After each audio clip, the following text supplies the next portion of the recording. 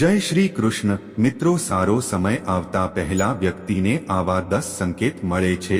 એકવાર નારદ મુનિએ ભગવાન શ્રી કૃષ્ણને પૂછ્યું કે હે ભગવાન, મનુષ્યનું જ્યારે ભાગ્ય બદલવાનું હોય છે, જ્યારે એનો સારો સમય આવવાનો હોય છે, ત્યારે એને કેવી રીતે અને કેવા સંકેતો મળે છે કે એનો સમય સારો આવવાનો શરૂ થવાનો છે?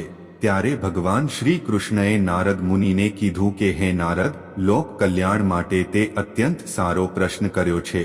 સાંભળો, હવે હું જણાવવા જઈ રહ્યો છું. જ્યારે મનુષ્યનું ભાગ્ય બદલાવા અને તેનો સારો સમય આવવાનો હોય છે, જ્યારે હું એવા વ્યક્તિને સંકેત મોકલું છું, કોઈ જીવજંતુ, પશુ પક્ષી, વૃક્ષ ના માધ્યમથી તે મનુષ્યને હું સંકેત મોકલું છું કે તેનો ભાગ્ય પરિવર્તિત થવા જઈ રહ્યું છે અને તેનો શુભ સમય, તેનો સારો સમય આવવાનો છે. હવે જાણીશું મિત્રો કે એવા કયા 10 સંકેત છે જે ભગવાન આપણા માટે મોકલે છે કે વ્યક્તિ એને ઓળખીને આવનારા સમયમાં તેનું સ્વાગત કરી શકે. ભગવાન શ્રી કૃષ્ણ નારદ મુનિને કહે છે કે હે નારદ, જીવ જંતુ દ્વારા મોકલવામાં આવેલા સંકેત આ પ્રકારે છે.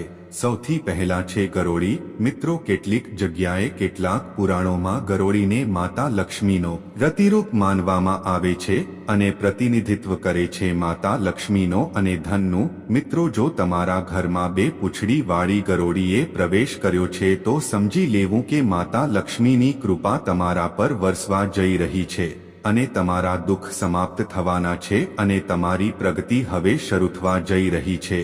તમારું ભાગ્ય પ્રબળ વેગથી તમારો સાથ આપશે.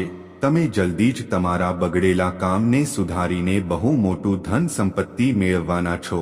મિત્રો, 2 પૂંછડી વાળી ગરોળી જો તમારા ઘરમાં દેખાય તો એને ક્યારે પણ ભગાડશો નહીં. બીજી કોઈ અન્ય ગરોળી હોય તો તેને તમે ભગાડી શકો છો, કારણ કે 2 પૂંછડી વાળી ગરોળી બહુ ઓછી સંખ્યામાં અને નસીબદાર વ્યક્તિઓને જોવા મળે છે. બીજા નંબર પર છે નોળિયો. જો તમારા ઘરમાં નોળિયો પ્રવેશ કરી જાય છે તો આ કોઈ સામાન્ય વાત નથી. ખાસ કરીને નોળિયો જંગલ ઝાડીઓમાં વધારે રહેવાનું પસંદ કરે છે, પરંતુ કોઈક કારણવશ નોળિયાએ તમારા ઘરમાં પ્રવેશ કરી લીધો છે તો અત્યંત શુભ સંકેત માનવામાં આવે છે. મિત્રો, ત્યારે એવું કહેવામાં આવે છે કે તમારા ઘરમાં સ્વયં ધનના દેવતા ભગવાન કુબેર પધાર્યા છે અને બહુ જલ્દી તમારા બધા જ કાર્યો સફળતાપૂર્વક થવા લાગશે. તમે વિચાર્યું પણ નહીં હોય તેટલું તમને ધન પ્રાપ્ત થશે અને તમારા ઘરમાં ધનનું આગમન ચાલુ થઈ જશે. મિત્રો, જે દિવસે તમને નોળિયો દેખાય એના બીજા દિવસથી જ તમારા ધનના માર્ગ બધા જ ખુલી જાય છે અને ચારે દિશાઓથી તમારા ઘરમાં ધનનું આગમન આવવાનું શરૂ થઈ જાય છે.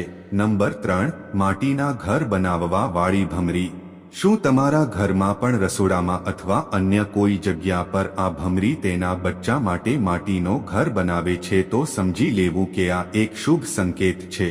એનો અર્થ એ છે કે તમારો સારો સમય હવે શરૂ થવા જઈ રહ્યો છે. તમારો ભાગ્ય તમારો સાથ આપશે.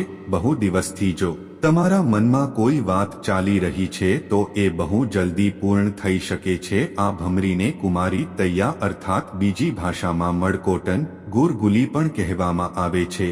જો આ ભમરી તમારા ઘરમાં તેનો ઘર બનાવે છે તો ધ્યાન રાખો કે તેને ક્યારે પણ તોડવું ન જોઈએ, કારણ કે આ એક શુભ સંકેત છે. ચોથા નંબરે છે છછુંદર. મિત્રો, હિન્દુ શાસ્ત્રોમાં એવા કેટલાક પુરાણો છે જેમાં સુંદરને માતા લક્ષ્મીનું પ્રતિનિધિત્વ માનવામાં આવે છે. જો તમારા ઘરમાં વારંવાર સુંદર આવે છે તો આ એક શુભ સંકેત છે. વિશેષકર સંધ્યા સમયે અથવા રાત્રિના સમયે તો અત્યંત શુભ સંકેત માનવામાં આવે છે. એવું માનવામાં આવે છે કે આ સસુંદર જે લોકોના ઘરોમાં જાય છે તેવા ઘરોમાં લક્ષ્મીનો આશીર્વાદ આપોઆપ પ્રાપ્ત થઈ જાય છે અને માતા લક્ષ્મીની કૃપાથી બહુ જલ્દી તમારા ઘરમાં ધનનો ભંડાર ભરાઈ જશે.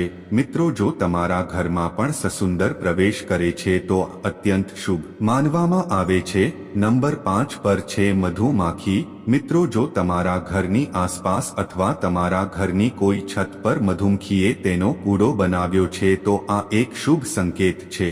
અમુક લોકો અને અશુભ માને છે પણ આ ખરેખર અશુભ નથી, પણ આ એક શુભ સંકેત છે. એવું કહેવાય છે કે મધુમખીનો પૂડો વાંજિયા મેનું ભાંગે છે. જો કોઈ દંપતીની સંતાન હોય અને તેના ઘરમાં જો દેશી મધુમક્ખી તેનો પૂરો બનાવે છે તો તેવા દંપતીને ઘરે તેજસ્વી પુત્રનો જન્મ થાય છે। મિત્રો, ભગવાનને તમે કોઈ પણ રૂપમાં માનતા હો અને તમે સાચા હૃદયથી મનમાં ભગવાનનું નામ સ્મરણ કર્યું હશે તો ભગવાન તમને કોઈ પણ રૂપમાં સંકેત આપી શકે છે। ભગવાન ક્યારે અને કોને કેટલું આપે એ તો બસ એ જ જાણી શકે છે, મનુષ્ય ક્યારે સમજી શકતો નથી। નંબર 6 પર છે ભમરો। મિત્રો, જો તમારા ઘરમાં ભમરો આવવા લાગ્યો છે અને તેની સંખ્યા અથવા 2 છે તો અત્યંત શુભ માનવામાં આવે છે। એવું માનવામાં આવે છે કે જો તમારા ઘરમાં આ ભમરો આવે છે તો તમારા ઘરની નકારાત્મક ઉર્જા આપોઆપ સમાપ્ત થવા લાગે છે અને તમારો સારો સમય આવવા લાગે છે। મિત્રો, જો તમારા ઘરમાં ભમરો પ્રવેશી જાય તો સમજી લેવું કે તમારો ખરાબ સમય હવે સમાપ્ત થવા જઈ રહ્યો છે અને તમારો સારો સમય હવે આવવાનો જ છે। જો આ ભમરાની સંખ્યા 2 કરતાં વધારે હોય અને તમારા ઘરમાં પ્રવેશે છે તો આ શુભ માનવામાં આવતું નથી। ભમરાની સંખ્યા 1 અથવા 2 હોય અને તમારા ઘરમાં ફરી રહ્યો હોય તો આ એક શુભ સંકેત માનવામાં આવે છે। નંબર 7 તિતલી, જેને આપણે ગુજરાતીમાં પતંગિયું પણ કહીએ છીએ। આ દેખાવમાં અત્યંત પ્યારું અને રંગબેરંગું લાગે છે। મિત્રો, જો તમારા ઘરમાં પતંગિયું પ્રવેશ કરવા લાગ્યું છે અને તમારા ઘરમાં અહીં ત્યાં ઉડી રહ્યું છે તો સમજી લેવું કે તમારો ખરાબ સમય સમાપ્ત થવા જઈ રહ્યો છે। જેમ આ પતંગિયાના રંગો છે એવા જ રંગો તમારા જીવનમાં ભરાવા જઈ રહ્યા છે। ભગવાન આપણને આવા સંકેત મોકલે છે કે તમારું ભાગ્ય હવે બદલાઈ રહ્યું છે અને તમારો સારો સમય આવવા જઈ રહ્યો છે।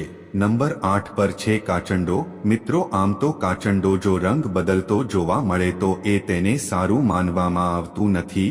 કેવું માનવામાં આવે છે કે જો કાચંડો રંગ બદલતો જોવા મળે તો કોઈ તમારું પ્રિય વ્યક્તિ તમારી સાથે વિશ્વાસઘાત કરી શકે છે। પરંતુ જો એ જ કાચંડો શનિવાર કે સોમવારના દિવસે તમને તમારા ઘરમાં જોવા મળે અથવા તમારા ઘરમાં પ્રવેશ કરે તો આ એક શુભ સંકેત છે। એવું માનવામાં આવે છે કે હવે તમારું ભાગ્ય પ્રબળ થવા જઈ રહ્યું છે અને તમારા ઘરમાં શીઘ્ર માતા લક્ષ્મીનો આગમન થવા જઈ રહ્યું છે। માતા લક્ષ્મીની તમારા પર કૃપા છે અને માં લક્ષ્મી તમારાથી પ્રસન્ન છે। નંબર 9 ખિસકોલી। મિત્રો, ખિસકોલી એક માસૂમ પ્રાણી છે જે મનુષ્યના વચ્ચે જ રહે છે। ખિસકોલી ઝાડ પર પોતાનો માળો બનાવે છે। ક્યારેક ક્યારેક તે કોઈના ઘરમાં પણ તેનો માળો બનાવે છે અને તેના બચ્ચાને જન્મ આપે છે। મિત્રો, જો તમારા ઘરમાં પણ ખિસકોલી એ માળો બનાવ્યો છે અને તેના બચ્ચાને જન્મ આપ્યો છે તો આ અત્યંત શુભ સંકેત માનવામાં આવે છે। જ્યારે ખિસકોલીના બચ્ચા મોટા થઈને આપમેળે જતા ના રહે ત્યાં સુધી તેનો માળો ન તોડવો જોઈએ। જો તમે તેનો માળો તોડી નાખો છો તો તમારે પરેશાનીઓનો સામનો કરવો પડી શકે છે। જ્યારે ખિસકોલી તમારા ઘરમાં માળો બનાવે છે તો સમજી લેવું કે તમારો વંશવેલો આગળ વધશે અને ધન સંપત્તિ બહુ તેજીથી તમારા ઘરે આવવાનું શરૂ કરે છે। ત્યાંથી ક્યારે પણ ખિસકોલીનો માળો ન તોડવો જોઈએ।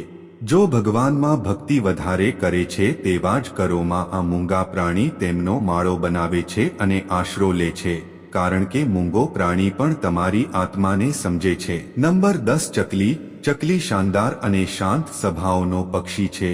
મિત્રો, જો તમારા ઘરની આસપાસ કે તમારા ઘરમાં આ ચકલીએ માળો બનાવ્યો છે અને તે તમારા ઘરની આંગણમાં રોજ આવે છે તો સમજી લેવું કે તમારું ભાગ્ય બદલાઈ રહ્યું છે। હવે તમારો ખરાબ સમય સમાપ્ત થવા જઈ રહ્યો છે અને સારા સમયની શરૂઆત થઈ ગઈ છે। મિત્રો, આ ભગવાને મોકલેલા અત્યંત શુભ સંકેત હોય છે કે મનુષ્યનું ભાગ્ય તેનો સાથ આપે છે।